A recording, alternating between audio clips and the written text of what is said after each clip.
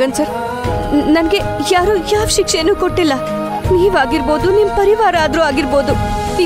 ನೀವ್ ನನ್ನನ್ನ ನೋಡಿ ನಿಮ್ಗೆ ಹಾಗೆ ಅನಿಸ್ತಿದ್ಯಾ? ಆ ಥರದ್ದು ಏನಿಲ್ಲ. ನೀವ್ ತುಂಬಾ ತಪ್ಪು ತಿಳ್ಕೊತಾ ಇದ್ದೀರಾ. ನಡೀರಿ, ದಯವಿಟ್ಟು ಮನೆಗೆ ನಡೀರಿ.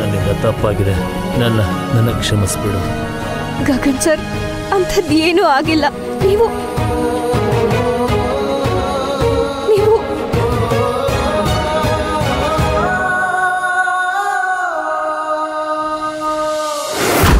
ಕರೆಸ್ಲಾ ಪೊಲೀಸವ್ರನ್ನ? ಫೋನ್ ಮಾಡ್ಲಾ? ಬಿಗಿತೀವ್ರೆ, ಪಶ್ಚಾತ್ತಾಪ ಪಡ್ತೀರಾ? ಆಮೇಲೆ ಏನ್ ಮಾಡ್ತೀರಾ ನೀವು? ಏನ್ ಮಾಡ್ತೀರಾ? ಅಮ್ಮ ಸಾಕು.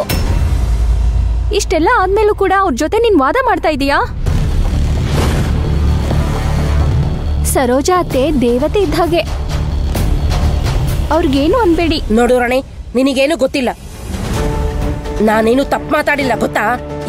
ಇವರೆಲ್ಲ ಸೇರಿ ಒಟ್ಟಿಗೆ ನನ್ನನ್ನು ಸಿಕ್ಕಾಕಿಸ್ತಿದ್ದಾರೆ. ಅಮ್ಮ, ನೀವ್ ಇವಾಗ ಇಲ್ಲಿಂದ ಹೊರಡಿ. ನಾನು ಸ್ವಲ್ಪ ದಿನ ಇಲ್ಲೇ ಇರ್ತೀನಿ. ದೊಡ್ಡಮ್ಮನ ಸೇವೆ ಮಾಡಿ ಆಮೇಲೆ ಬರ್ತೀನಿ, ಆಯ್ತಾ?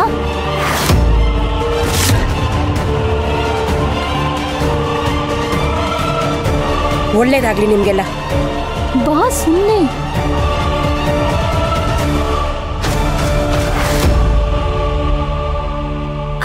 ಅಯ್ಯೋ ದೇವ್ರೆ, ಇವಾಗ ಏನ್ ಹೊಸ ಟ್ವಿಸ್ಟ್ ಕೊಡ್ತೀರಾ ಕಥೆಲಿ? ನನ್ ಮಾತಿನರ್ಥ ಕ್ಲೈಮ್ಯಾಕ್ಸ್ ಹೇಗಿರ್ಬೋದು ಅಮ್ಮೋರೆ?